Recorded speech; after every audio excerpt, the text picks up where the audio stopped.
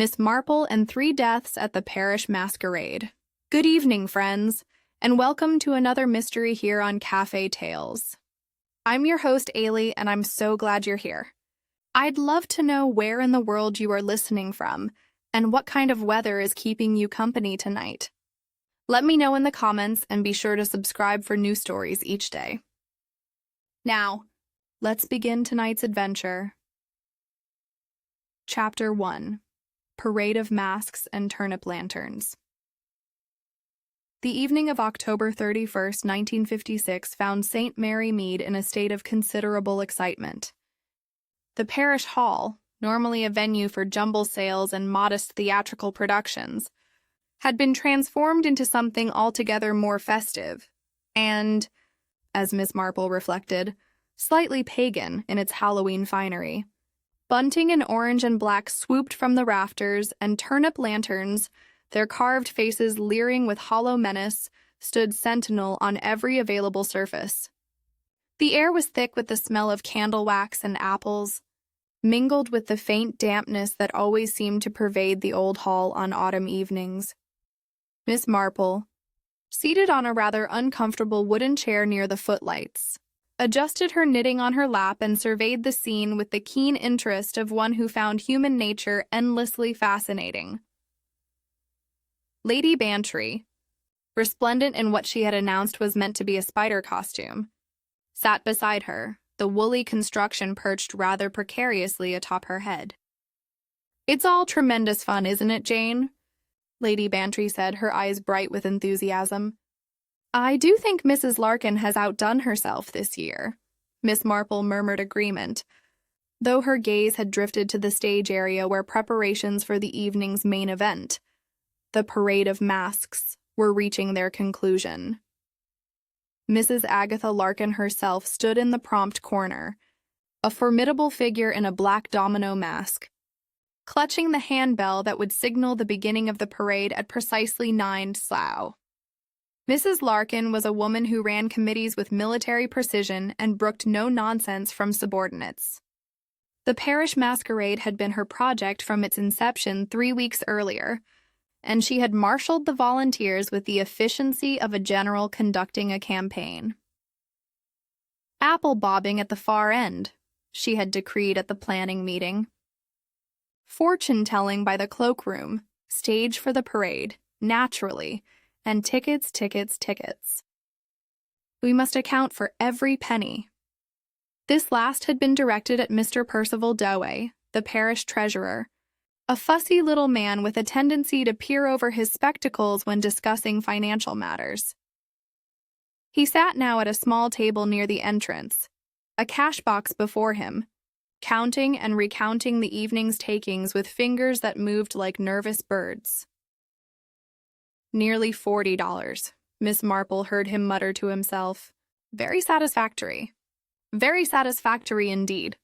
A smooth voice interrupted his calculations. "Splendid turnout, Dowey. One might almost think oneself at a London affair." The speaker was Mr. Lionel Carfax, an antique dealer up from town, whose appearances at parish functions always seemed to coincide with occasions when wealthy donors might be courted.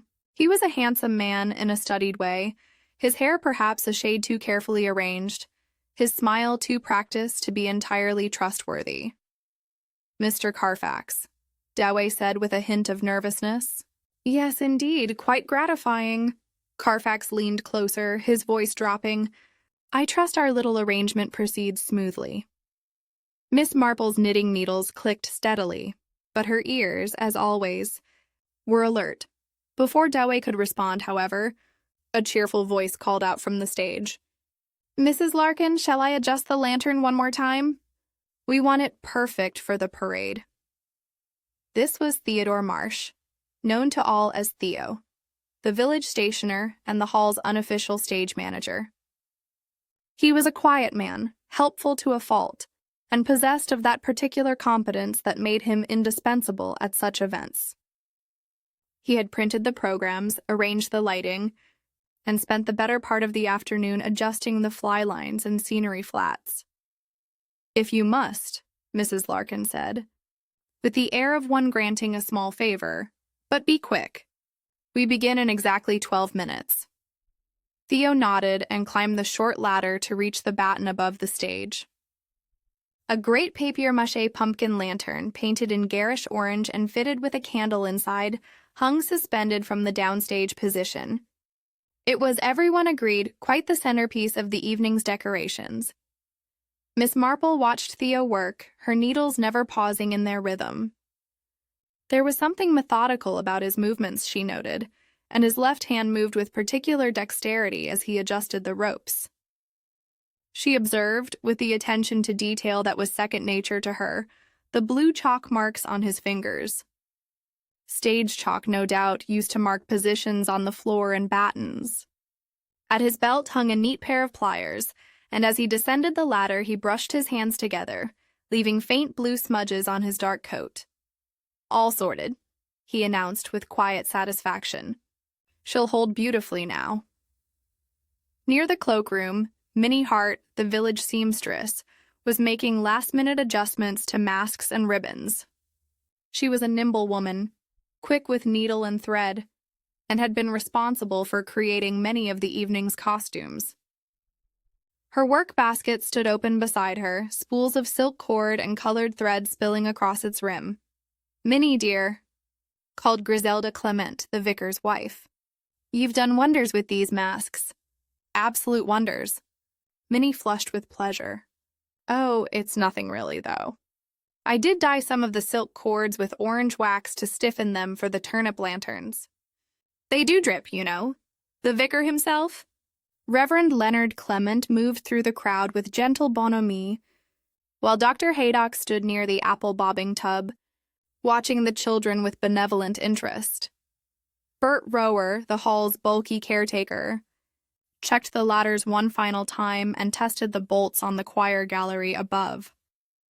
He was a man who took his responsibilities seriously, and his large hands moved with surprising gentleness as he ensured everything was secure.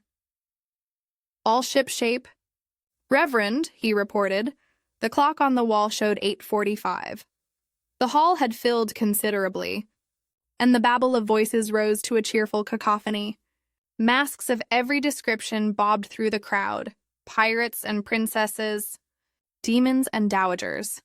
Inspector Slack, present in an unofficial capacity, stood near the entrance with his habitual expression of disapproval. He had been persuaded to attend by his wife and made no secret of his view that Halloween was a foolish bit of modern nonsense.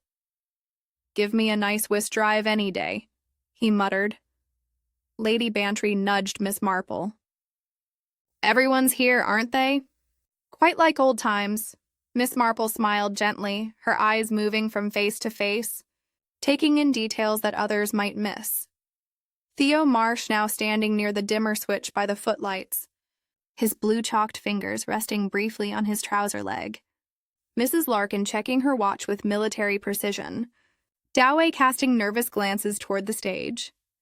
Carfax accepting a glass of punch with his practiced smile. "Yes, dear," Miss Marple said quietly. "Everyone is here." The clock's minute hand moved inexorably toward 9. Mrs. Larkin raised her handbell, preparing to ring in the parade of masks. The front lights began to dim, and the great pumpkin lantern glowed with sudden brilliance from its position on the batten. In the hush that fell over the hall, the only sound was the soft click of Miss Marple's knitting needles and the slight creak of rope overhead. The clock struck 9. Chapter 2. A lantern drops and a chairwoman dies.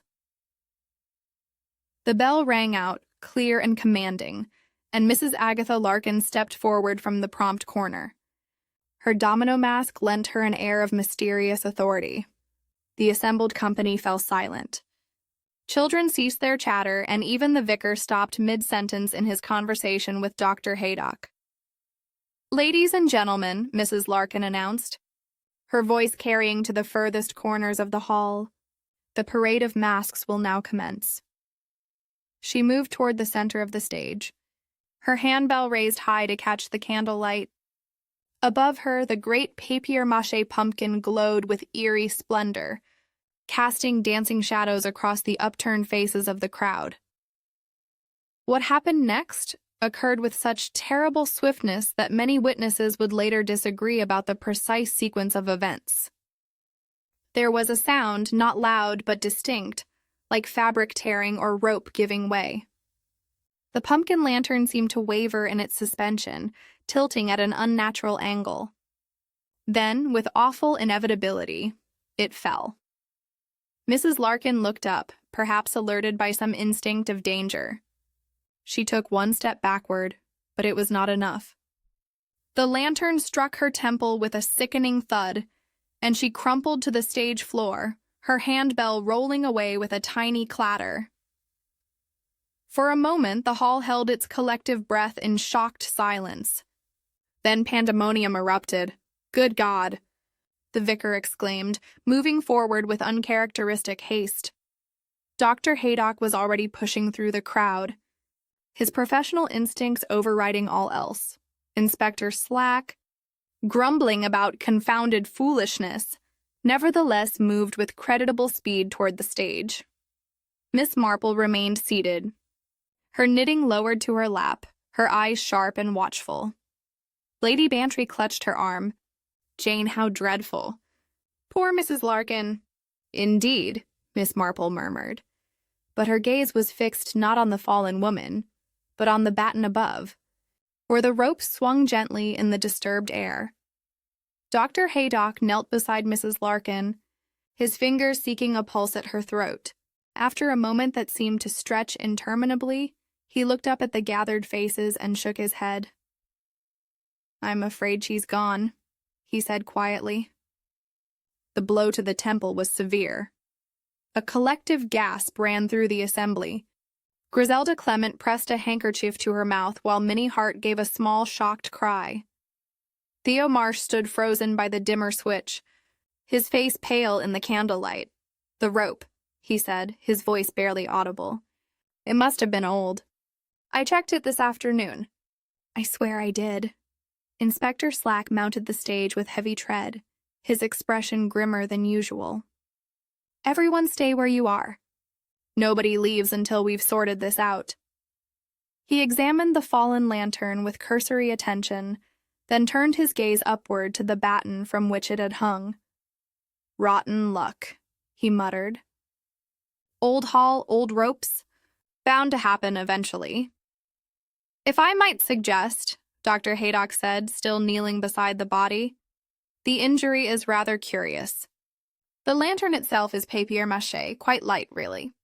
But the blow to Mrs. Larkin's temple appears to have been delivered with considerable force."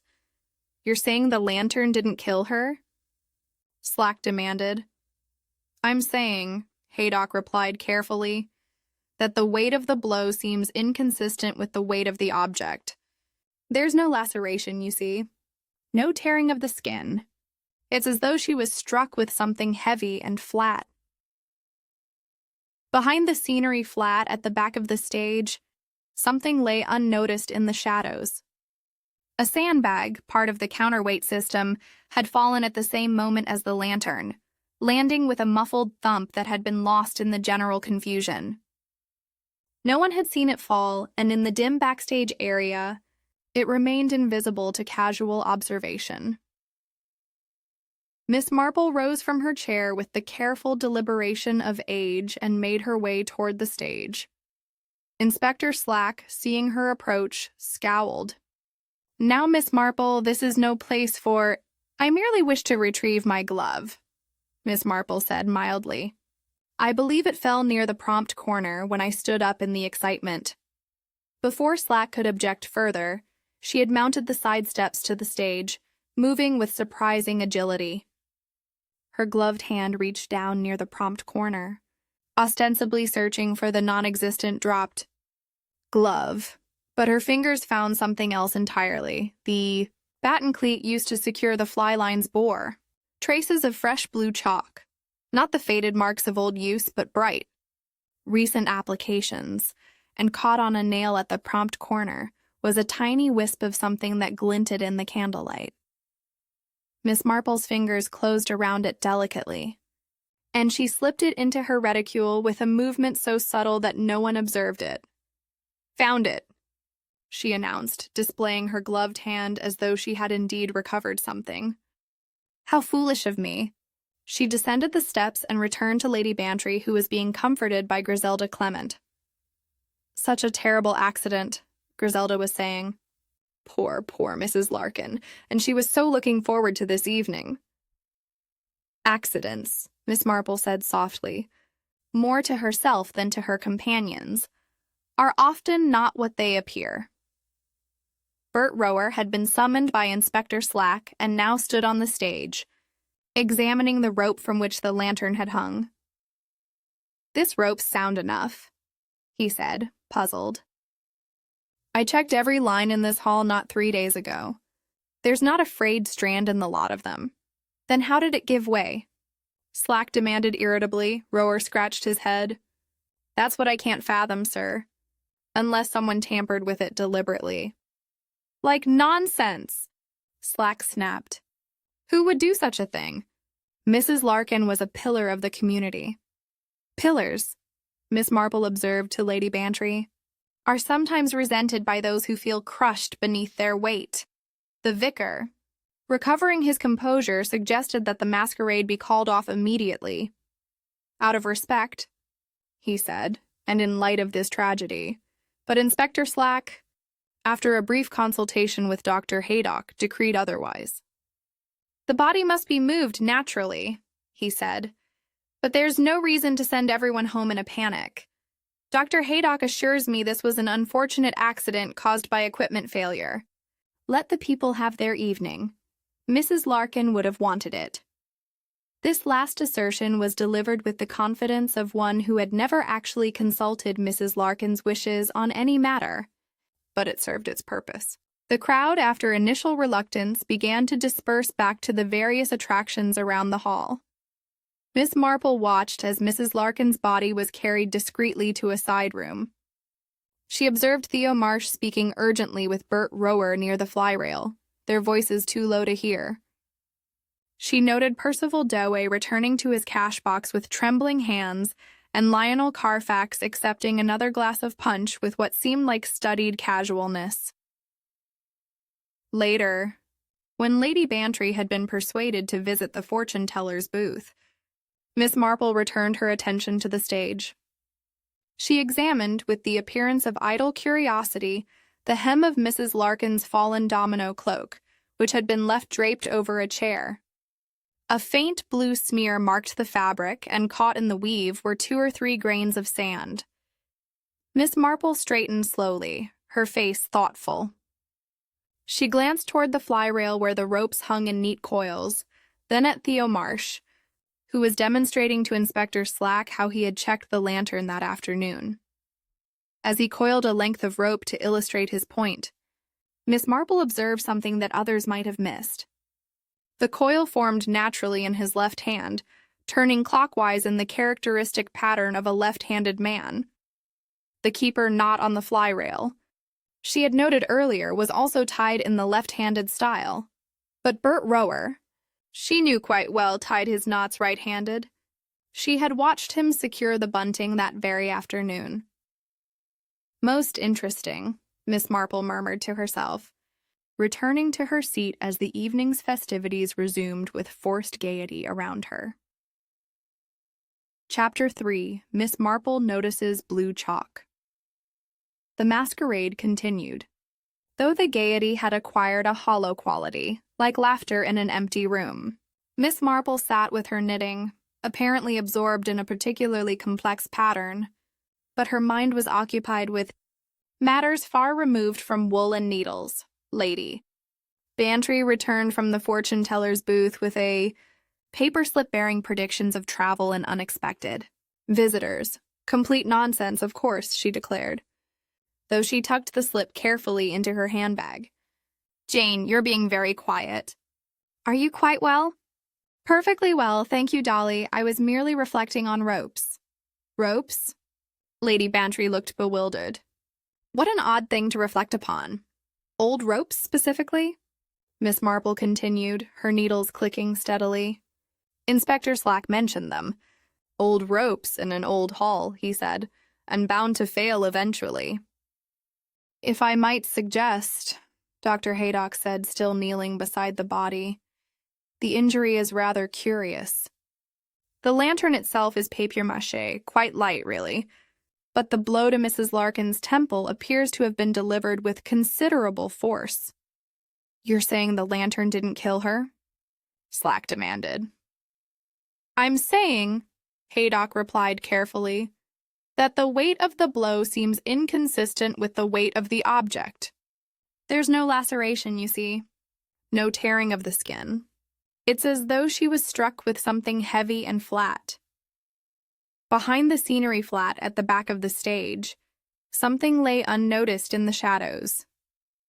A sandbag, part of the counterweight system, had fallen at the same moment as the lantern, landing with a muffled thump that had been lost in the general confusion. No one had seen it fall, and in the dim backstage area, it remained invisible to casual observation. Miss Marple rose from her chair with the careful deliberation of age and made her way toward the stage. Inspector Slack, seeing her approach, scowled. Now, Miss Marple, this is no place for— I merely wish to retrieve my glove, Miss Marple said mildly. I believe it fell near the prompt corner when I stood up in the excitement. Before Slack could object further, she had mounted the side steps to the stage, moving with surprising agility. Her gloved hand reached down near the prompt corner, ostensibly searching for the non-existent dropped glove, but her fingers found something else entirely. The batten cleat used to secure the fly lines bore traces of fresh blue chalk, not the faded marks of old use, but bright. Recent applications, and caught on a nail at the prompt corner, was a tiny wisp of something that glinted in the candlelight. Miss Marple's fingers closed around it delicately, and she slipped it into her reticule with a movement so subtle that no one observed it. Found it, she announced, displaying her gloved hand as though she had indeed recovered something. How foolish of me! She descended the steps and returned to Lady Bantry, who was being comforted by Griselda Clement. Such a terrible accident, Griselda was saying. Poor, poor Mrs. Larkin, and she was so looking forward to this evening. Accidents? Miss Marple said softly, more to herself than to her companions, are often not what they appear. Bert Rower had been summoned by Inspector Slack, and now stood on the stage, examining the rope from which the lantern had hung. This rope's sound enough, he said, puzzled. I checked every line in this hall not 3 days ago. There's not a frayed strand in the lot of them. Then how did it give way? Slack demanded irritably. Rower scratched his head. That's what I can't fathom, sir. Unless someone tampered with it deliberately? Like nonsense, Slack snapped. Who would do such a thing? Mrs. Larkin was a pillar of the community. Pillars, Miss Marple observed to Lady Bantry, are sometimes resented by those who feel crushed beneath their weight.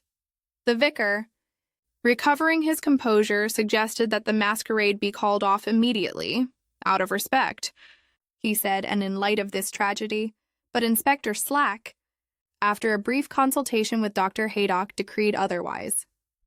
The body must be moved naturally, he said, but there's no reason to send everyone home in a panic. Dr. Haydock assures me this was an unfortunate accident caused by equipment failure. Let the people have their evening. Mrs. Larkin would have wanted it. This last assertion was delivered with the confidence of one who had never actually consulted Mrs. Larkin's wishes on any matter. But it served its purpose. The crowd, after initial reluctance, began to disperse back to the various attractions around the hall. Miss Marple watched as Mrs. Larkin's body was carried discreetly to a side room. She observed Theo Marsh speaking urgently with Bert Rower near the fly rail, their voices too low to hear.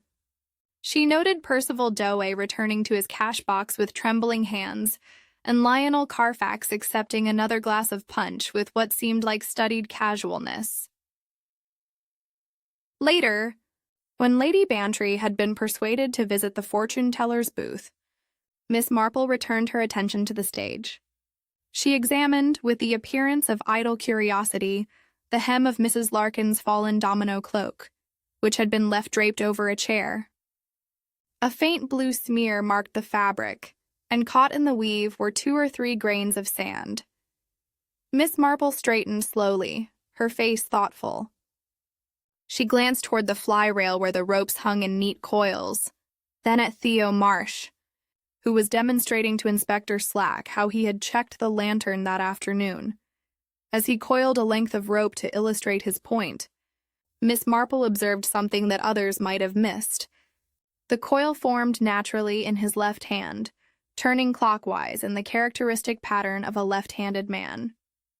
The keeper knot on the fly rail, she had noted earlier, was also tied in the left-handed style. But Bert Rower, she knew quite well, tied his knots right-handed. She had watched him secure the bunting that very afternoon. Most interesting, Miss Marple murmured to herself, returning to her seat as the evening's festivities resumed with forced gaiety around her. Chapter 3. Miss Marple notices blue chalk. The masquerade continued, though the gaiety had acquired a hollow quality, like laughter in an empty room. Miss Marple sat with her knitting, apparently absorbed in a particularly complex pattern, but her mind was occupied with matters far removed from wool and needles. Bantry returned from the fortune-teller's booth with a paper slip bearing predictions of travel and unexpected visitors. Complete nonsense, of course, she declared, though she tucked the slip carefully into her handbag. Jane, you're being very quiet. Are you quite well? Perfectly well, thank you, Dolly. I was merely reflecting on ropes. Ropes? Lady Bantry looked bewildered. What an odd thing to reflect upon. Old ropes, specifically. Miss Marple continued, her needles clicking steadily. Inspector Slack mentioned them. Old ropes in an old hall, he said, and bound to fail eventually. Well, yes, that seems reasonable. Does it? Miss Marple's mild blue eyes lifted from her work. Tell me, Dolly, when did the parish last have the hall inspected? Why, just last month. There was quite a fuss about it, actually. The assessors insisted on a thorough examination before approving the insurance renewal. Bert Rower went over everything with a fine-tooth comb. How thorough of him, Miss Marple murmured. And the ropes were passed as satisfactory? I believe so. Mrs. Larkin certainly made no complaint, and she would have been the first to notice any deficiency. Miss Marple returned her attention to her knitting, but her expression remained thoughtful. The evening wore on. Children bobbed for apples with shrieks of delight, fortune-tellers dispensed wisdom of varying credibility, and the tea-urn performed its stalwart duty. Yet beneath the forced merriment lay an undercurrent of unease, as though the shadow of Mrs. Larkin's death had not been dispelled by Inspector Slack's confident pronouncements. During a lull in the proceedings, Miss Marple excused herself and made her way toward the stage area. The body had been removed, and the pumpkin lantern had been taken down as evidence, though what evidence a papier-mâché decoration might provide remained unclear. She found Theo Marsh near the prompt corner, tidying away the scattered programs that had been knocked to the floor during the confusion. Such a dreadful business. Mr. Marsh, Miss Marple said gently. Theo straightened, his face still pale. Dreadful indeed, Miss Marple. I can't understand it. I checked every rope this afternoon. Every single one, I'm sure you did. You strike me as a most conscientious person. She paused, as though a thought had just occurred to her. Tell me, do you use stage chalk for marking positions? Yes, blue chalk. It shows up well against the dark boards. He held up his hands, showing the faint blue stains on his fingers. Haven't had a chance to wash properly yet. Quite understandable. I noticed you were adjusting the lantern. Just before 9, only checking the lamps, making sure the candle was properly seated. Mrs. Larkin was very particular about such things. She was indeed particular about everything. I believe. Something flickered in Theo's expression, gone too quickly to identify. Yes, very particular. Miss Marple smiled her gentle smile and moved away, but not before her sharp eyes had noted the fly rail once more. The blue chalk marks were fresh, unmistakably so, not the faded smudges of afternoon work, but bright applications that could not have been more than an hour or two old. She found Dr. Haydock near the cloakroom, speaking in low tones with the vicar. "Ah, Miss Marple," Haydock said. "A sad evening." "Most sad. Dr. Haydock, you mentioned that the injury seemed inconsistent with the weight of the lantern. Did I?" Haydock looked surprised. "Well, yes, now you mention it. The blow was delivered with considerable force. Yet the lantern was quite light. Curious, really, and there was no cutting or tearing of the skin. None whatsoever. A flat, heavy impact, almost as though—" He trailed off, frowning. Miss Marple thanked him and withdrew to a quiet corner where she might think undisturbed. She extracted from her reticule the tiny wisp she had collected from the prompt corner nail. Under the light of a nearby candle, she examined it closely. It was silk, braided silk of the sort used for decorative purposes. One end showed a faint orange discoloration, and the texture suggested it had been stiffened with some substance. Wax. Perhaps. She remembered Minnie Hart's comment about dyeing silk cords with orange wax to stiffen them for the turnip lanterns. The pieces were beginning to arrange themselves in Miss Marple's mind, forming a pattern not unlike her knitting, where each stitch led naturally to the next. Blue chalk, freshly applied to the batten cleat. A left-handed keeper not on the fly rail. Sand grains on Mrs. Larkin's hem, though she had not been near the stage treads. A snippet of braided silk, orange-tinged, caught on the prompt corner nail. And the curious nature of the injury itself, suggesting a heavy, flat impact rather than the light papier-mâché lantern. She thought of Theo Marsh, so helpful, so quietly competent, coiling rope with his left hand in that characteristic clockwise motion. Everyone has their little habits, she murmured to herself. And habits like chickens do come home to roost. Lady Bantry appeared at her elbow, startling her from her reverie. "Jane, you look positively fierce." "Whatever are you thinking about?" "About a woman who never went near the stage treads," Miss Marple replied, "yet had sand on her hem. About fresh chalk marks where there should be old ones. About the difference between right-handed and left-handed knots." "I haven't the faintest idea what you're talking about." "Neither had I, dear Dolly, until a few moments ago. But I begin to see a glimmer of understanding." She folded her knitting with decisive movements. "I think perhaps that Inspector Slack is being rather hasty in his judgment." "You don't mean to say it wasn't an accident?" Miss Marple's expression was grave. "I mean to say, Dolly, that accidents are remarkably easy to arrange when one understands the mechanics of fly ropes and counterweights, and when one is left-handed, but wishes to appear as though one were not." Before Lady Bantry could press for further explanation, a scream pierced the subdued chatter of the hall.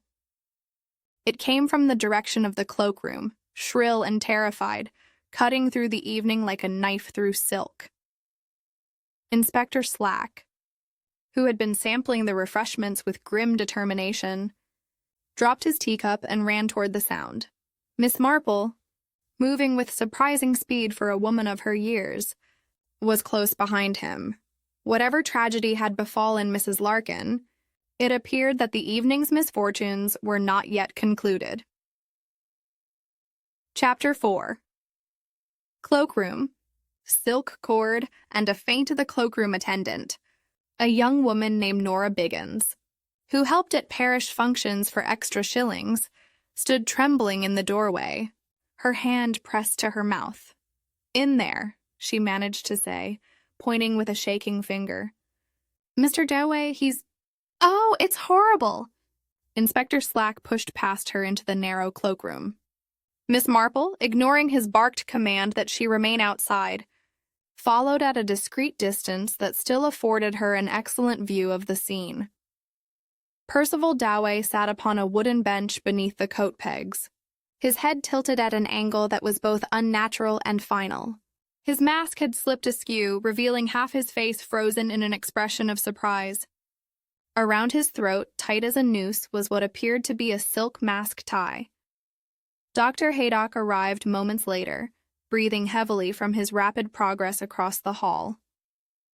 He knelt beside the parish treasurer and made his examination with professional efficiency. "Strangulation," he pronounced, his voice clipped. "Some minutes ago, I should say, certainly before the young lady discovered him." "Another accident?" Slack's tone dripped with skepticism that had been notably absent from his earlier pronouncements. "Hardly." Haydock pointed to the silk tie at Dowey's throat. This was drawn tight with considerable force and held there until death occurred. "No accident about it, I'm afraid." The implications of this statement rippled through the small group that had gathered at the cloakroom entrance. Griselda Clement gasped, and the vicar looked as though he might need medical attention himself. "Murder," Slack said heavily. "In a parish hall full of witnesses." "In a parish hall full of people wearing masks," Miss Marple corrected gently. "Which is rather different, don't you think?" Slack glared at her but could find no flaw in her logic. Miss Marple's gaze traveled around the cloakroom with that deceptive vagueness that concealed acute observation. The space was cramped, lined with pegs bearing coats and hats. A small mirror hung near the door, and the floor was tiled in black and white squares that had seen better days. Near the peg rail, something caught the light. Miss Marple moved closer, bending with the careful deliberation of age, to examine what lay upon the tiles. It was a length of braided silk thread, snapped at one end, the break fresh and clean. The color was difficult to determine in the dim cloakroom, but when she held it up to catch the light from the corridor, she could see traces of orange discoloration along its length. "Inspector," she said quietly, "I believe you should see this." Slack examined the thread with grudging interest. "Broken bit of decoration, most like. Places festooned with the stuff." "Perhaps," Miss Marple agreed, "though I fancy Miss Hart might find it familiar. She mentioned dyeing some silk cord with orange wax to stiffen it for the turnip lanterns." "What's that got to do with Dowey?" "Possibly nothing. Possibly everything." Miss Marple's attention had shifted to the floor near Dowey's feet. "Inspector, might I suggest you examine Mr. Dowey's program?" A folded program card lay upon the tiles where it had evidently fallen from the dead man's pocket. Slack retrieved it and unfolded it with impatient movements. "What of it?" "Just a program like all the others." "If you examine it closely," Miss Marple suggested, "you may notice something rather interesting about the punch marks." Slack squinted at the card. Programs were being stamped at the hall entrance with a crescent punch to verify admission. Each program bore a series of boxes corresponding to the hour, and attendees could have their cards stamped to show when they had arrived for various attractions throughout the evening. The Ninoi box on Dowey's card bore 2 marks. Both appeared to be crescents, but they overlapped slightly, as though the card had been punched twice at the same hour. "Careless doorkeeping," Slack muttered. "Punched him twice by mistake." Or, Miss Marple said thoughtfully, "perhaps the marks are not identical. May I?" She produced from her reticule a small magnifying glass, the sort ladies of a certain generation carried for reading fine print. Under its lens, the 2 crescent marks revealed a subtle difference. One bore a tiny imperfection along its edge, a microscopic notch that printed as a small tooth. The other crescent was smooth and perfect. 2 different punches, Miss Marple observed. "How very curious." Before Slack could respond, Theo Marsh appeared in the doorway, his face registering shock at the scene before him. "Not Mr. Dowey. Good heavens, what's happened?" "That's what we're attempting to determine," Slack said grimly. "When did you last see the deceased?" Theo appeared to gather his thoughts with difficulty. At about 9, I think, just after poor Mrs. Larkin's accident. He was at his table with the cash box, looking rather shaken. And after that, I was dealing with the stage, trying to sort out what had happened with the lantern. I didn't notice where Mr. Dowey went. Miss Marple interjected softly. Mr. Marsh, you manage the programs for parish events, do you not? Yes, I print them at my shop. And you carry a punch for stamping them? Theo's hand moved instinctively to his waistcoat pocket. For performers' movements, yes, a star punch, to differentiate from the door admission. Why, do you ask? Merely curious, Miss Marple said. I find these small details so fascinating. Minnie Hart had been summoned, and she arrived with her work basket, looking thoroughly frightened. Miss Hart, Inspector Slack said with an attempt at gentleness that sat poorly on his features. Do you recognize this piece of silk? He showed her the orange-stained thread that Miss Marple had found. Minnie examined it closely, her nimble fingers turning it this way and that. It looks like the cord I dyed for the lantern tassels, she said hesitantly. I stiffened several lengths with orange wax because the turnips drip so terribly. And where is this cord now? In my basket, mostly, though I did lend some to Mr. Marsh when he was rigging the pumpkin lantern this afternoon. He said the original cord was too thin and asked if I had anything stronger. All eyes turned to Theo Marsh, who had gone very pale. Yes, that's quite right, he said quickly. I used some of Miss Hart's cord for the lantern. I can't think how a piece would have ended up in the cloakroom. Can't you? Miss Marple's voice was mild, but there was something in it that made Theo glance at her sharply. Dr. Haydock, still examining the body, made a sound of interest. Slack, there's no water in the deceased's hair. Why should there be water? The apple bobbing tub is just outside the cloakroom. If someone had lured Dowey here under some pretext involving the tub, one might expect signs of moisture, but his hair is completely dry. He was strangled where he sits, with no connection to the festivities outside. Miss Marple moved to examine the doorway more closely. The cloakroom could be accessed from the main hall, but there was also a side entrance that opened near the stage area. This door, she noted, bore no signs of the Crescent punch station. Someone entering through the side door would bypass the official entrance entirely. Inspector, she said, I wonder if you might ask whether anyone saw Mr. Dowey enter the cloakroom, and by which door. The inquiry was made, but no one could say with certainty. The masks and the general confusion following Mrs. Larkin's death had made observation difficult. Miss Marple returned her attention to the program card with its 2 crescent punches. One from the front door, she surmised, bearing the nick in its die. The other from somewhere else, smooth and perfect. Mr. Marsh, she said, you mentioned carrying a star punch. Might I see it? Theo produced it from his pocket, a small brass implement with a star-shaped die. And you carry no other punches? No, Miss Marple, just this one. I see. She smiled her gentle smile. How very helpful you've been. But as she moved away, her mind was working with the precision of a clockmaker assembling a mechanism.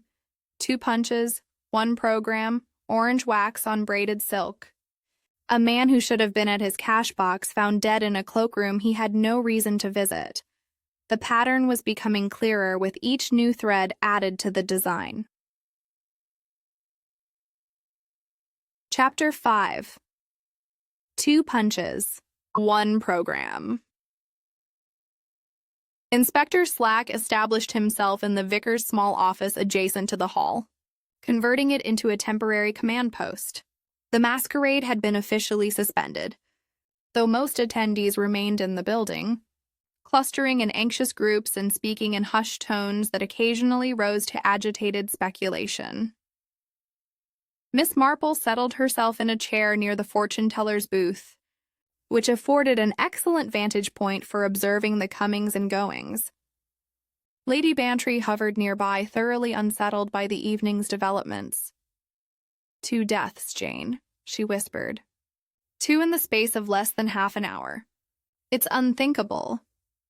On the contrary, Dolly, someone has thought about it quite carefully. Miss Marple's needles resumed their steady rhythm. The question is not whether these deaths were planned, but by whom and for what purpose. You don't believe they were accidents, then? Mrs. Larkin's death might conceivably have been accidental, though I have my doubts. But Mr. Doway's death removes all ambiguity.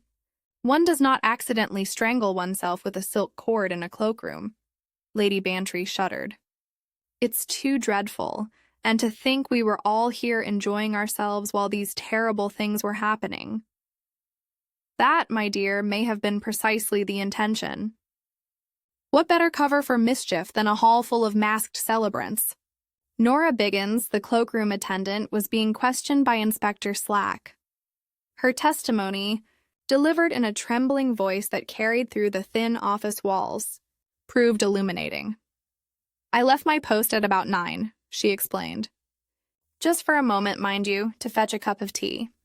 When I returned, perhaps 10 minutes later, I noticed Mr. Doway on the bench.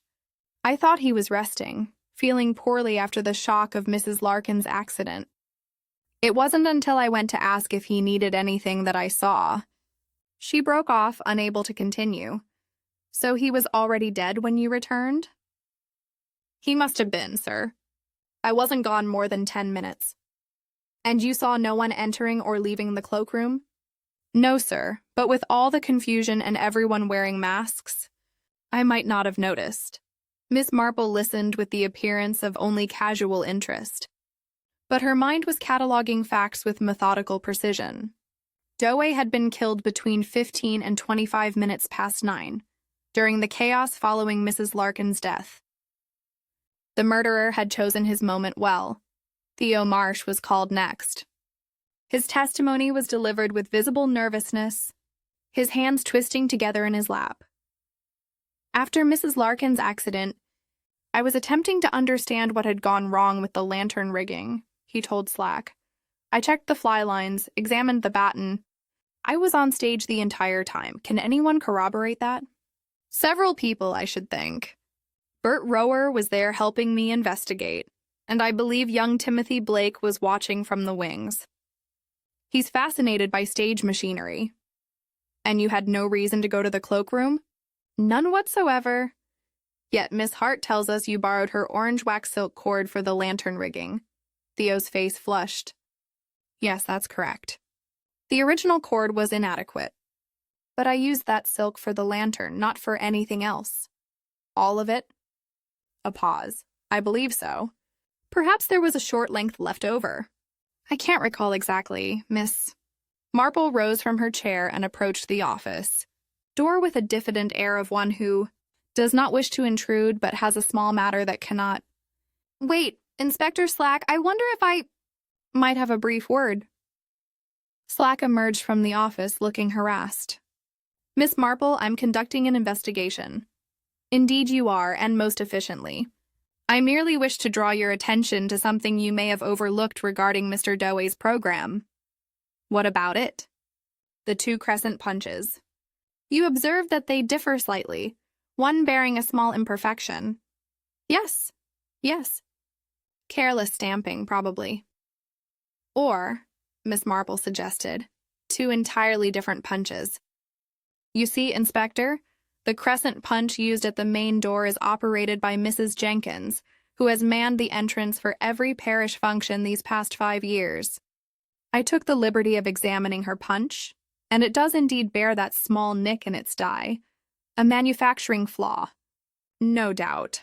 Slack's expression suggested he failed to see the significance.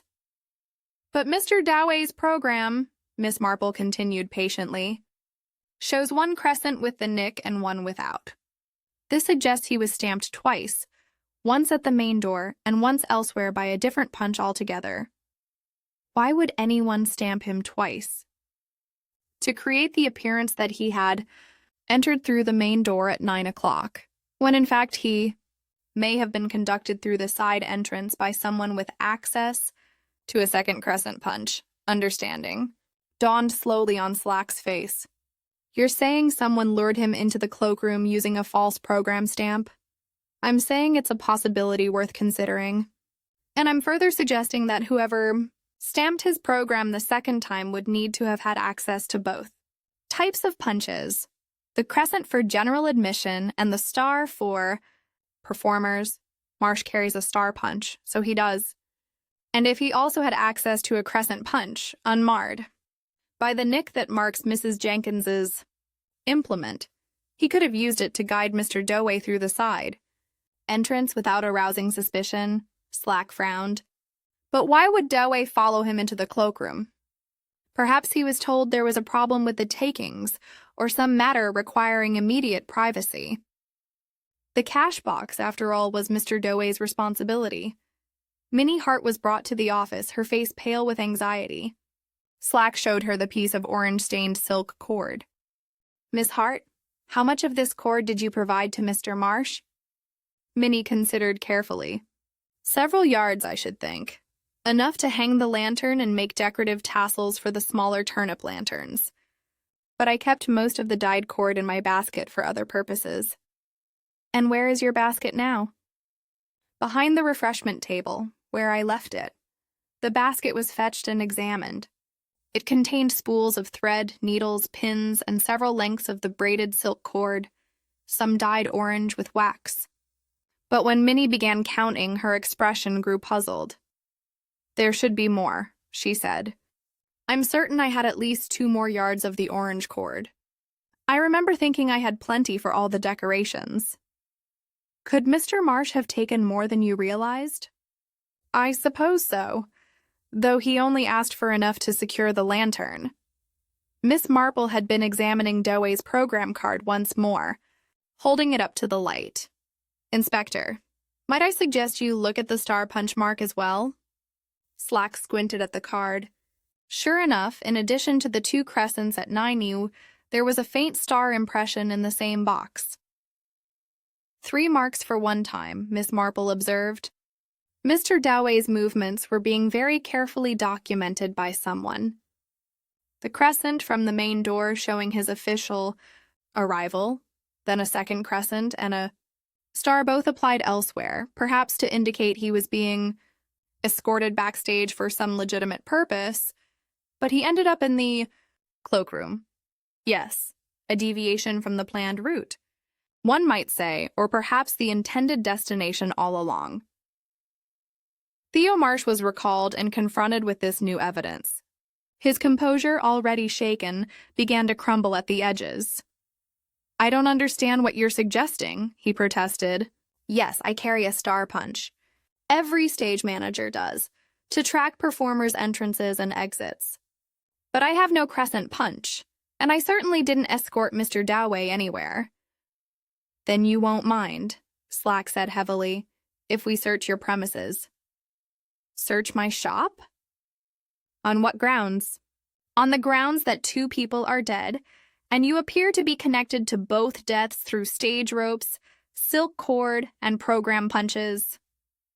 Theo's face went white. This is absurd. I had no reason to harm either Mrs. Larkin or Mr. Doway. Didn't you? Miss Marple's voice was gentle but penetrating. Are you quite certain of that, Mr. Marsh? Something flickered in Theo's eyes, gone too quickly to name.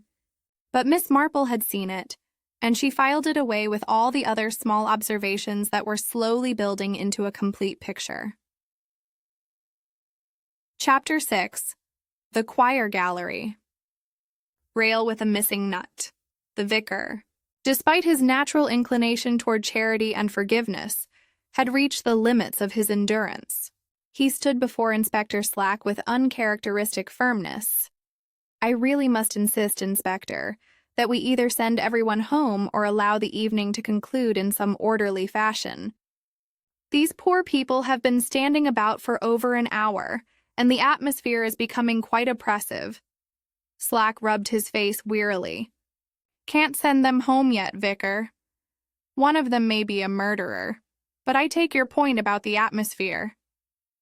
Then might I suggest we proceed with the midnight unmasking as planned? It would give people something to occupy their minds, and we could conduct our inquiries more discreetly in the meantime. After some deliberation, Slack agreed to this compromise. The announcement was made that the masquerade would continue, culminating in the traditional removal of masks in the choir gallery at midnight. The response was muted, but people seemed grateful for any return to normalcy, however artificial.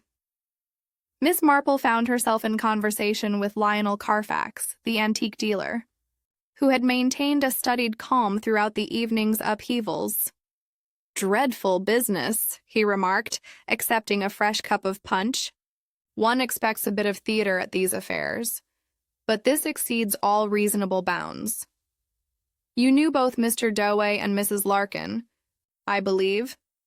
"In passing, Mrs. Larkin was on various committees naturally. Doway handled the parish finances. Can't say I knew either of them well. Yet you attend parish functions with some regularity." Carfax smiled his practiced smile. "I find country parishes a pleasant change from London, and one does occasionally encounter interesting items. These old families often possess treasures they don't fully appreciate. How fortunate for them that you're willing to provide appreciation." Something in Miss Marple's tone made Carfax glance at her more sharply, but her expression remained placid. The fee clock on the wall showed 11:30. Preparations were being made in the choir gallery for the midnight ceremony. Bert Rower had been stationed at the gallery stairs to manage the crowd, while Theo Marsh, despite the cloud of suspicion hanging over him, had been pressed into service to arrange the candelabra that would provide illumination for the unmasking. Miss Marple noticed that Theo moved about his tasks with mechanical precision, his earlier nervousness replaced by a kind of resigned fatigue. She also observed that he took particular care in positioning people away from the gallery rail, directing them toward the center of the space with helpful suggestions about the best view. At 11:45, Lady Bantry drew Miss Marple aside. "Jane, surely you don't intend to go up to that gallery? After everything that's happened, I should think you'd want to stay well clear of crowds and confined spaces." "On the contrary, Dolly, I believe the gallery may prove most illuminating." "That's a dreadful pun, even for you." "I wasn't attempting humor, my dear. I merely have a feeling that midnight may bring revelations of more than one sort." As the clock hands crept toward 12, the hall's occupants began ascending to the choir gallery. It was a narrow space running along one side of the hall above the main floor, with a wooden rail that allowed observers to look down upon the festivities below. Miss Marple climbed the stairs with careful deliberation, Lady Bantry hovering protectively at her elbow. They positioned themselves near the center of the gallery, away from the rail, just as Theo Marsh had suggested to others. The candles were lit, casting flickering shadows across masked faces. The atmosphere carried an eerie quality, enhanced by the events of the evening and the lateness of the hour. At 5 minutes to midnight, Lionel Carfax joined the assembly in the gallery.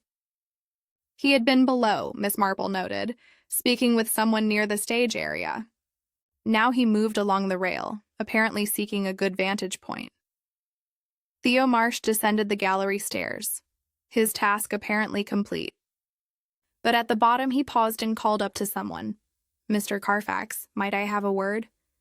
It concerns that item you were inquiring about earlier." Carfax looked down from the gallery. "Can't it wait? We're about to begin. It's rather urgent about your purchase. I have news." Something in Theo's tone must have intrigued him, for Carfax made his way back along the gallery toward a less crowded section near the newel post. He leaned against the rail, looking down at Theo below. "Well, what is it?" Miss Marple, observing from her position, felt a sudden prickle of unease. There was something in the way Theo stood, something in the careful positioning of Carfax at that particular section of rail. The clock began to strike midnight. On the first chime, Carfax leaned more heavily against the rail, perhaps to hear better over the sound of the bell. On the second chime, there was a sickening crack of wood and metal parting. The rail gave way. Carfax's expression transformed from mild interest to horror as he felt himself pitching forward. His hands scrabbled for purchase, finding nothing but air. With a cry that cut through the tolling bell, he plunged over the edge. The fall was not great, perhaps 12 feet, but he landed badly on the center aisle below. The sound of impact silenced the gasps and screams that had erupted from the gallery. Dr. Haydock was beside him in moments, but the angle of Carfax's neck told its own story. The third death of the evening had occurred before. Midnight had finished striking. In the pandemonium that followed, Miss Marple remained remarkably calm. While others rushed to the stairs or pressed against the remaining rail to look down, she moved carefully to examine the section where Carfax had been standing. The newel post showed a gap where the rail had been attached. The bolt hole was visible, the thread inside it bright with fresh metal, where something had recently been removed. On the floor near the post lay the bolt itself, but the nut that should have secured it was nowhere to be seen. Miss Marple knelt, her joints protesting the movement, and examined the underside of the broken rail section. Her gloved finger came away with a faint orange smear. Wax, lantern wax, on a surface that should have been touched only by hands gripping it from above. Below, Inspector Slack was bellowing orders, his earlier confidence in accidents entirely evaporated. Dr. Haydock pronounced Carfax dead from a broken neck, and Theo Marsh stood frozen at the base of the gallery stairs, his face the color of old parchment. Miss Marple descended the stairs slowly, her mind working through the implications. In Carfax's hand, now being extracted by Inspector Slack, was a folded piece of paper. When opened, it revealed a brief message in a small, tidy script. Midnight Gallery. News of your purchase. The handwriting was neat, methodical, and distinctive. Inspector Slack looked from the note to Theo Marsh, then back again. "Mr. Marsh," he said grimly, "I think you'd better accompany me to the station. There are questions that need answering, and I don't think they can wait any longer." Theo opened his mouth as if to protest, then closed it again. His gaze traveled to the broken rail, to Carfax's body, to the faces staring at him with varying degrees of horror and suspicion. "Yes," he said quietly. "Yes, I suppose there are." But as he was being led away, his eyes met Miss Marple's for just an instant. What she saw there was not guilt, but rather a terrible, resigned acknowledgement of something that had passed beyond his control. 3 deaths in 3 hours. 3 accidents that were not accidents at all. Miss Marple folded her hands over her, ridicule and thought about orange wax in places it should not be, and bolts loosened with careful premeditation, and the small, neat handwriting that had lured a man to his death. Chapter 7. Orange wax on the wrong cuff. The parish hall had taken on the quality of a nightmare from which no one could wake. 3 bodies had been removed to the vestry, that small room now serving as a makeshift morgue. Inspector Slack had commandeered the vicar's office entirely, and his constables were taking statements with grim efficiency. Miss Marple sat in her chair by the now cold tea urn, apparently resting after the evening's shocks, but her eyes missed nothing. Lady Bantry had been persuaded to sit down before she fainted, and Dr. Haydock was making rounds of the elderly and infirm, dispensing reassurance along with sal volatile.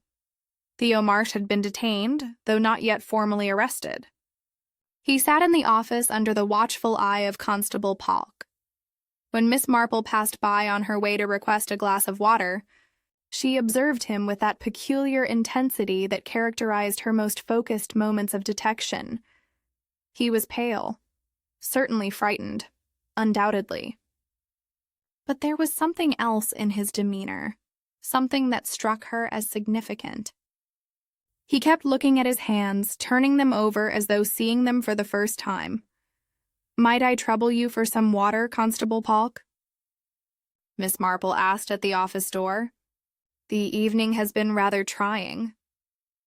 While Polk fetched the water, Miss Marple's gaze traveled over Theo Marsh with clinical precision. His coat showed signs of the evening's labors: dust from the stage, a smudge of blue chalk on one sleeve.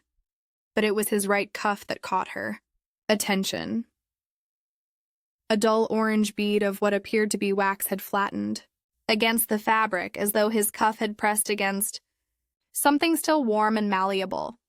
And at the very edge of the cuff hem, barely visible, was another smear of orange mixed with something darker. Black grease, she thought, the sort that might come from a metal bolt. "Thank you, Constable," she said when Polk returned with the water. She retreated to her chair, but her mind was cataloging this new evidence with methodical care. "Inspector." Slack emerged from his interrogation looking thoroughly dissatisfied with the results. He spotted Miss Marple and approached with the weary expression of a man who has run out of patience, but not yet out of problems. "Miss Marple, I suppose you have theories about all this." "Theories are such fragile things, Inspector. I prefer to deal in observations, then observe away. Lord knows I could use some clarity." Miss Marple set down her water glass with deliberate care. "I observe that Mr. Marsh has orange wax on his coat cuff. Not chalk dust, which one might expect from stage work, but wax of the sort used to stiffen the silk cords for turnip lanterns." Slack's eyes narrowed. "Go on." "I further observed that the underside of the broken gallery rail bore traces of the same orange wax. This suggests that whoever loosened the bolt also handled something coated with that particular substance. So Marsh loosened the bolt. It would appear consistent with the evidence. But I also observed that Mr. Rower's hands, though grimy from his caretaking duties, show his sleeves to be remarkably clean, and Miss Hart's cuffs, while dotted with thread fluff as one would expect from a seamstress, bear no traces of grease or wax. Slack summoned Bert Rower for inspection. The caretaker's hands were indeed grimy, his fingernails showing the honest dirt of a man who worked with tools and machinery. But his sleeves, as Miss Marple had noted, were clean. "I wash up proper before leaving the hall," Bert explained. "But I don't always bother with my hands until I'm home. The wife makes me scrub at the kitchen sink." "And you last checked the gallery rail when?" "This morning, Inspector. Every bolt was tight, every rail secure. I'd stake my reputation on it." Minnie Hart was brought forward next. Her cuffs showed the expected detritus of her trade: bits of thread, a pin she'd missed, a tiny scrap of ribbon, but no orange wax, and certainly no black grease. "I don't go near the bolts and rails," she said, bewildered by the scrutiny. "That's Mr. Rower's business, not mine." Theo Marsh was called out and asked to display his coat. He did so with visible reluctance, and the orange bead on his cuff was immediately apparent. Under closer examination, the black grease mixed with orange at the hem became undeniable. "How do you explain this, Mr. Marsh?" Slack demanded. Theo stared at his cuff as though it belonged to someone else. "I don't know. I was working with the silk cord for the lantern. That must be where the wax came from. But the grease, I didn't touch the gallery rail. I swear it. Yet somehow grease from a bolt has found its way onto your cuff." "I can't explain it." Miss Marple intervened gently. "Mr. Marsh, you mentioned earlier that you carry your stage tools with you. Might I see them?" From his various pockets, Theo produced an assortment of small implements: the star punch, a pencil for marking cues, a small knife for cutting cord, and finally a crescent punch. "I thought you said you had no crescent punch," Slack said sharply. "I don't. This isn't mine. I found it on the stage after Mrs. Larkin's accident. I meant to return it to Mrs. Jenkins at the door, but with all the confusion.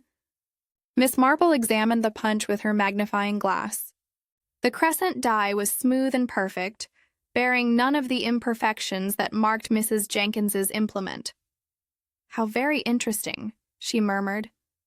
2 crescent punches in circulation, one at the door with a distinctive nick, and one here, unmarred and perfect.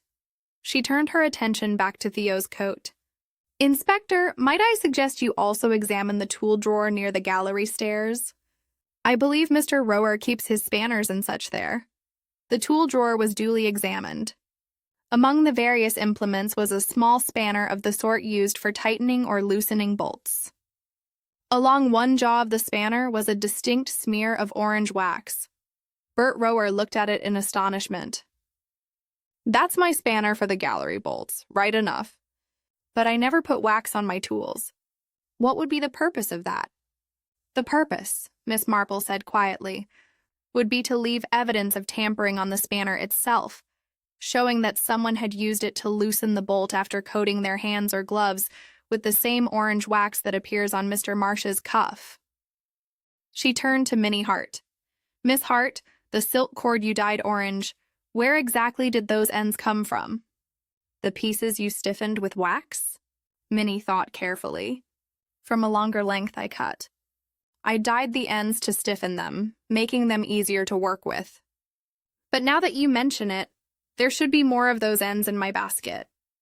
Several are missing. How many would you estimate?" "At least 3 or 4 lengths, each about a foot long. I used some for the lantern tassels, but not all."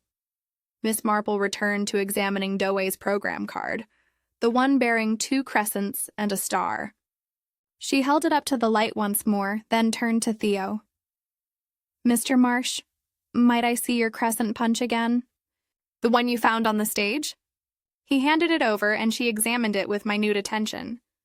When she held it sideways to catch the lamplight at a particular angle, a tiny nick became visible along the die's edge. "But Mrs. Jenkins's punch has a nick," Slack protested. "That's how Miss Marple identified it in the first place." "No, Inspector," Miss Marple corrected gently. "Mrs. Jenkins's punch has a nick that prints on the paper. This punch has a nick on the metal itself, but positioned such that it doesn't transfer to the impression. They are not the same nick at all." She examined Doway's program once more with her magnifying glass. The crescent mark from the front door bears no printed nick. The second crescent also bears no printed nick, which means neither impression came from a punch with an obvious manufacturing flaw, but rather from 2 different punches, both smooth in their impressions. The implications hung in the air like smoke. 3 different punches, Miss Marple said thoughtfully. One at the door, one found on the stage, and presumably a third somewhere else entirely. Someone has gone to considerable trouble to create a very elaborate framework of evidence. Orange wax in multiple locations, silk cord distributed strategically, program cards punched with careful forethought, and a spanner bearing incriminating traces. It almost seems, she added, as though the evidence itself is performing in a carefully choreographed production. She looked at Theo Marsh with something approaching pity. "Rather like a masquerade, wouldn't you say, Mr. Marsh? Where nothing is quite what it appears to be and everyone is playing a role?" Chapter 8. Alibis in Masks and Candlelight. Inspector Slack had reached that stage of an investigation where facts multiply faster than understanding. He sat in the vicar's office, surrounded by witness statements, each one contradicting or corroborating the others in maddening patterns that refused to resolve into clarity. "Alibis," he muttered to Miss Marple, who had been permitted to remain during the proceedings on the grounds that she might prove useful. "Everyone has alibis and none of them, worth a bent penny in a hall full of masked people and dimmed lights." Miss Marple adjusted her spectacles and examined the timeline Slack had. Constructed on a piece of paper. 3 deaths, 3 distinct time periods, and a limited number of suspects whose movements need accounting. Let us begin with Mrs. Larkin. I knew precisely when the lantern fell. Slack consulted his notes. Theo Marsh claims he was at the footlight dimmer, adjusting the illumination for the parade.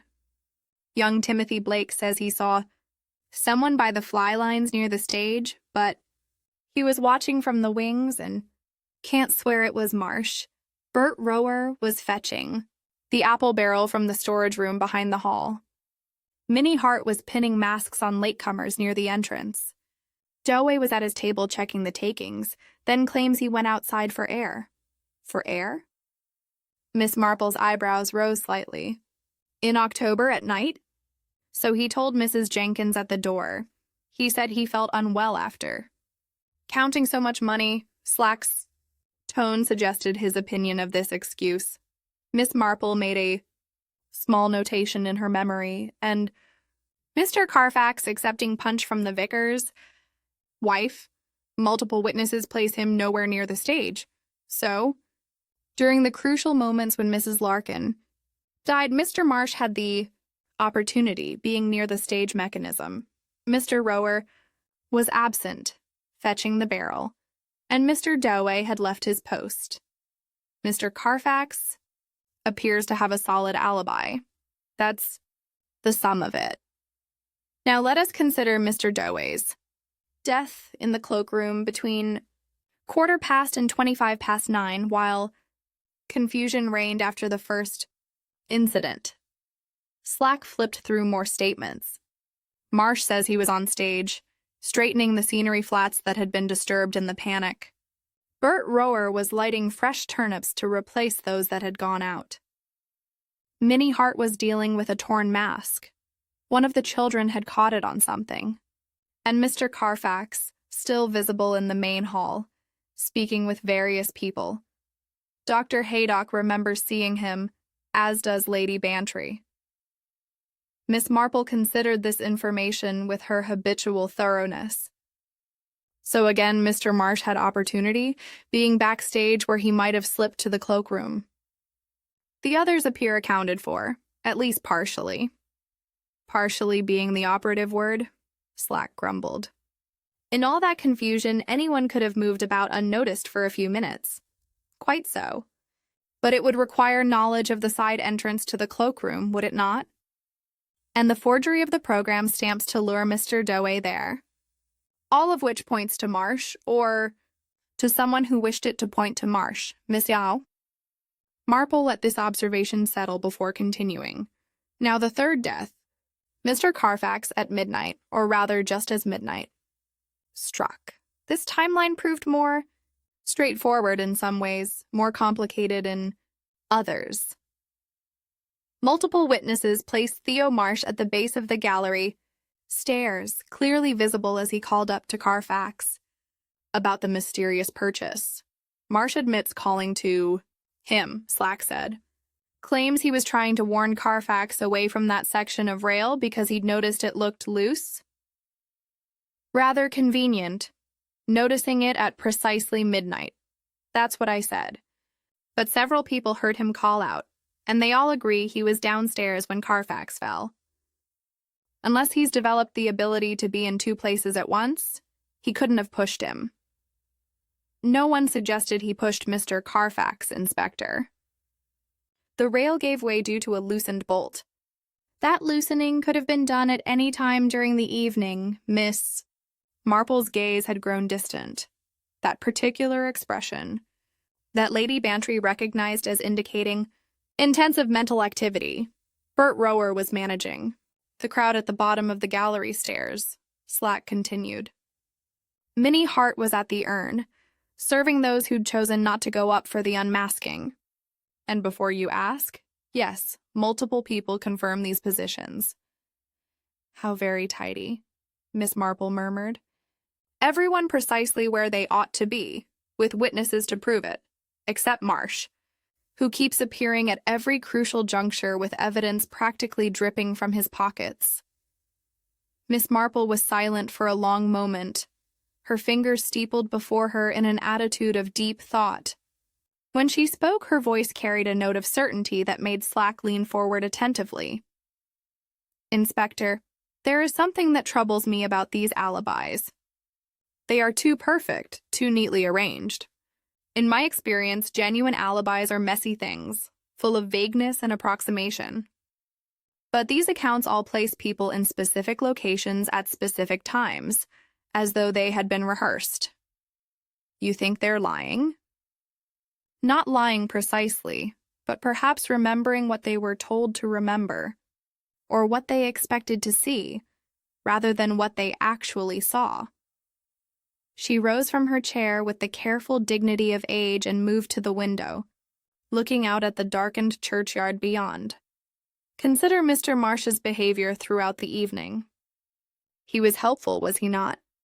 Directing people away from the gallery rail before midnight, ensuring everyone had the best view, calling attention to himself at crucial moments. That's hardly the behavior of a guilty man." "No," Miss Marple agreed. "It is the behavior of someone who wishes to be noticed, to be remembered in specific places at specific times, which is quite different from the behavior of someone trying to conceal guilt." Slack looked skeptical but intrigued. "What are you suggesting?" "I'm suggesting that we have been looking at this investigation backward. We have been asking who had the opportunity to commit these crimes. Perhaps we should be asking who had the opportunity to create the appearance of opportunity." Before Slack could respond to this somewhat cryptic observation, Constable Polk appeared at the door, begging your pardon, Inspector, but young Timothy Blake has something he wants to tell you. Says he's been thinking about what he saw near the stage, and he remembers something important. Timothy was brought in, a boy of perhaps 12, with the earnest expression of one who takes his civic duty seriously. "It's about the person I saw." "By the fly lines," he said. "I told you I couldn't be sure it was Mr. Marsh, and that's true. But I did notice something odd. Whoever it was, they were coiling rope right-handed. I remember because I'm learning to tie knots in the Scouts, and our Scoutmaster is very particular about technique." "Right-handed?" Slack looked confused. "But Marsh is left-handed."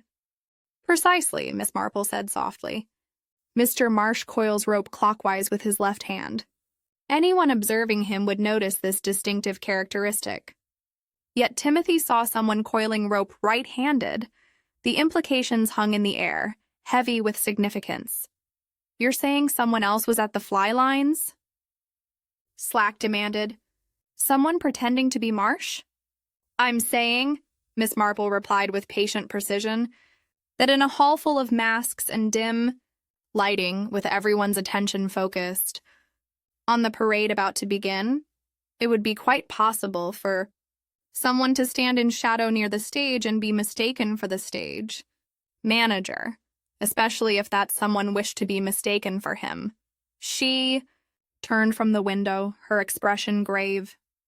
"I believe, Inspector, that we've been watching a very carefully choreographed performance. And like all performances, it requires not just actors, but a director who understands how to manipulate what the audience sees and remembers." Chapter 9. Tickets, Ropes, and a Dealer at Midnight. Miss Marple had developed what Lady Bantry called her knitting face. That expression of serene concentration that indicated wheels turning with inexorable precision. She sat very still for several minutes after Timothy Blake's revelation, her eyes half closed before speaking. "Again, Inspector Slack, might I suggest we examine the ticket box, the one from which Mrs. Jenkins was stamping programs at the door?" Slack looked baffled by this apparent non sequitur, but he was beginning to recognize that Miss Marple's seemingly random requests often bore unexpected fruit. He dispatched Constable Polk to fetch the box. When it arrived, Miss Marple opened it with hands that trembled slightly, though whether from age or anticipation, it was difficult to say. Inside, among the expected crescent punches, were 4 star-shaped Punch marks on ordinary program cards. She spread these. Cards before Inspector Slack like a patient. Dealer laying out a hand of patience. 4 programs bearing star. Punches, she observed. Mr. Marsh explained that he uses the star punch to track performers' movements backstage. Yet here we have 4 cards, and I think if we inquire, we will find they correspond to very specific individuals. Slack examined the cards. 2 had names penciled lightly at the top, in that same small, tidy handwriting that had appeared on the note to Carfax. One read Dewey, another Carfax. A third was blank, and the 4th bore the name Larkin. Good God, Slack breathed. He marked all 3 victims, and a 4th card as yet unidentified. Miss Marple noted, I wonder whom it was intended. 4. She rose and made her way to the stage. Area, moving with purpose despite the late hour and the evening's exertions. The Y. Fly batten above the stage still showed its rigging, though the pumpkin lantern had been removed. Mr. Rower, she called to the caretaker, who was attempting to restore some order, to the hall. Might you examine the safety? Lanyard on this batten, the one that was meant to hold the lantern secure? Bert mounted a ladder and inspected the line with professional thoroughness. When he descended, his expression was troubled. That's been retied recent, he reported. See here, there's fresh blue chalk on the rope, and the keeper knot is done left-handed. That's not my work, Miss Marple. I always tie right, and I don't use chalk on the fly lines. That's for marking positions on the floor. Yet someone has chalked this line quite recently and tied it in a manner designed to appear competent while perhaps not being entirely secure. She turned to Inspector Slack. I believe if we examine the prompt corner nail more closely, we may find evidence of how the silk cord was arranged. The piece I found caught there suggests a more elaborate mechanism than a simple falling lantern. The investigation of the stage machinery revealed, as Miss Marple had suspected, traces of an arrangement far more complex than initially apparent. The silk cord, when reconstructed from the available evidence, appeared to have been threaded through the prompt corner in such a way that a discreet tug from the wings would release a sandbag, counterweight while simultaneously allowing the lantern to drop. Devilishly clever, Dr. Haydock admitted, having been called in to provide his opinion on the mechanics of the death. The lantern itself was light enough to startle, but not to kill. The sandbag, falling behind the flat where no one would see it, delivered the actual fatal blow. And the person who arranged this mechanism, Miss Marple added, took care to leave evidence of their left-handedness in the tying of the knots. Yet Timothy Blake saw someone coiling rope right-handed near the fly lines. Just before 9, she moved to the tool, drawer near the gallery stairs, where the small spanner with its orange wax residue still lay among the other implements. This spanner was used to loosen the gallery rail nut, she said, though it was more statement than question. The orange wax along its jaw matches the wax found on Mr. Marsh's cuff and on the underside of the rail itself. Condemning evidence, Slack said firmly. Or planted evidence, Miss Marple countered. Tell me, Inspector, does it not strike you as curious that Mr. Marsh would leave such obvious traces? A man clever enough to construct an elaborate mechanism for Mrs. Larkin's death, calculating enough to lure Mr. Dewey to a private location, and bold enough to loosen a gallery. Rail in a crowded hall, yet careless, enough to walk about all evening with incriminating wax and grease on his cuffs. She returned to examining Minnie Hart's basket, where the silk braid lay coiled in neat loops. The orange-dyed ends showed clearly where the wax had been applied for stiffening. Miss Hart stated that several lengths of this orange-waxed cord are missing from her basket. We found one piece used to strangle Mr. Dewey, and fragments near the prompt corner nail, but there should be more. Where, one wonders, did the remaining pieces go? Slack was beginning to see the pattern, though He looked far from pleased about it. "You're suggesting someone took the cord and used it to implicate Marsh?" "I'm suggesting that orange wax appears in rather too many convenient locations: on the silk cord used to kill Mr. Doway, on the underside of the gallery rail, on the spanner that loosened the bolt, and on Mr. Marsh's cuff. It is almost as though someone wished to create a trail of evidence that would lead inexorably to one conclusion." She turned her attention to the crescent punch that Theo had claimed to find on the stage after Mrs. Larkin's death. Under her magnifying glass, the tiny nick on the punch body became visible, positioned such that it would not transfer to paper. "This punch," she said thoughtfully, "was not found by accident. It was left to be found, along with all the other carefully arranged clues.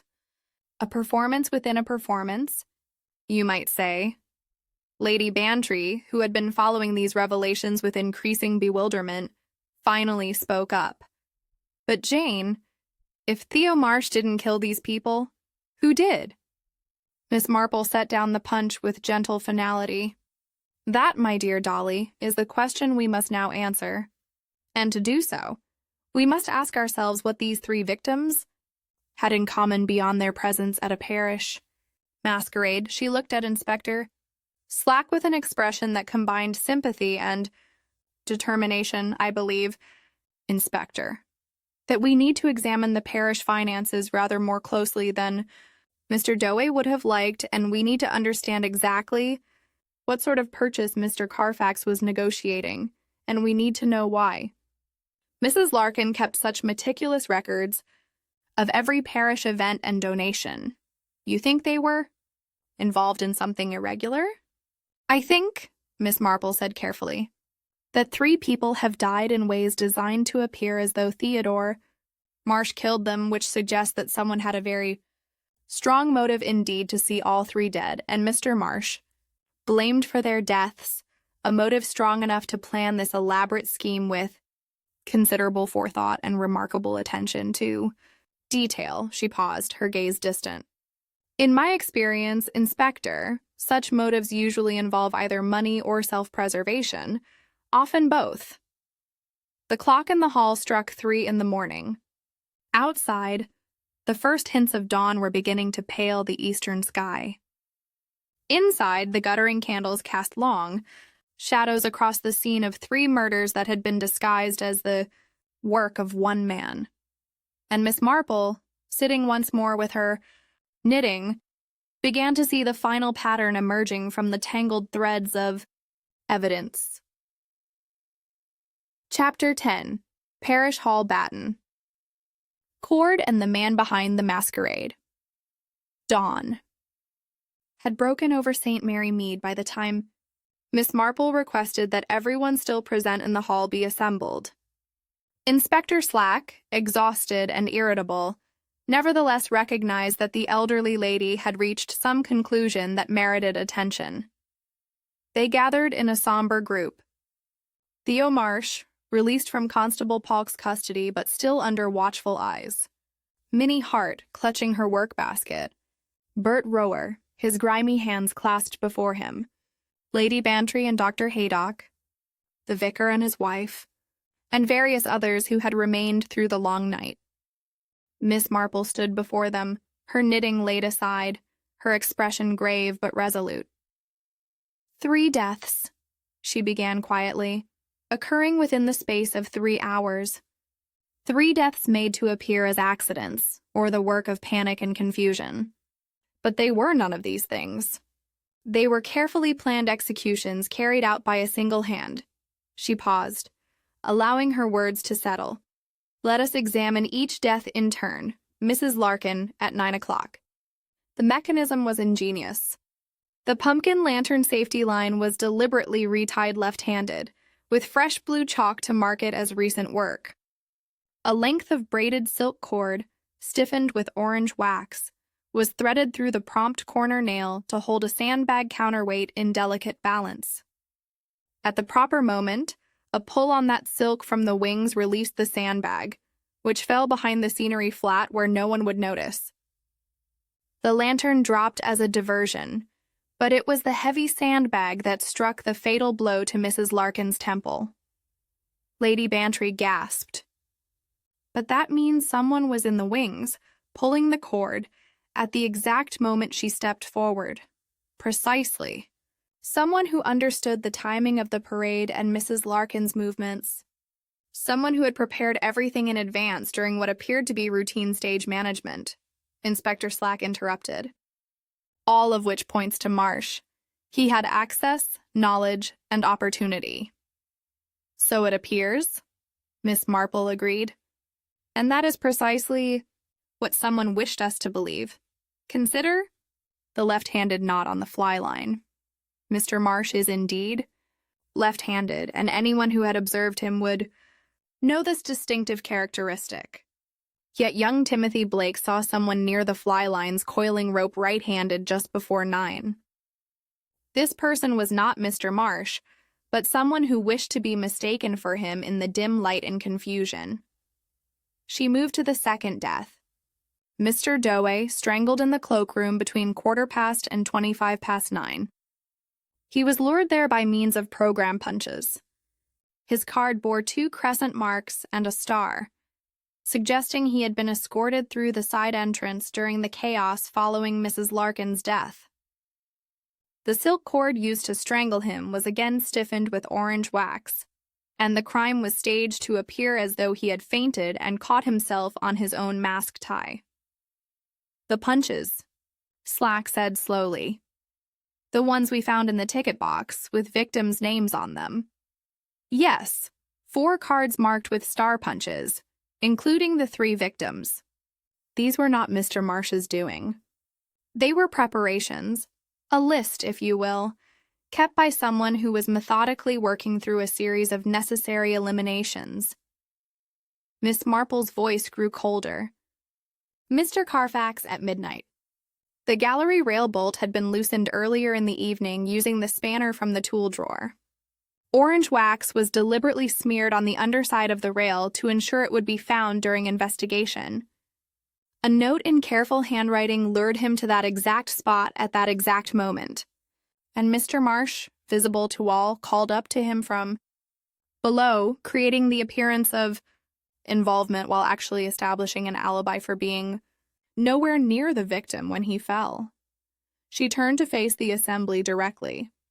Throughout this evening, evidence has been planted with meticulous care. Orange wax in strategic locations, left-handed knots where right-handed ones were expected, blue chalk freshly applied, silk cord distributed to create a trail of connection, and always, Mr. Marsh positioned to appear guilty while actually being observed by witnesses who could place him elsewhere. Then who? The vicar demanded. Who could have done these terrible things? Miss Marple's gaze settled on a figure who had remained remarkably quiet throughout her recitation. Someone who understood stage mechanics because he had observed them closely. Someone who had access to the programs, the punches, and the materials needed. Someone who could move freely throughout the hall without arousing suspicion. Someone with a right-handed manner that could be disguised in shadow and dim light. Someone who had discovered a secret worth killing to protect.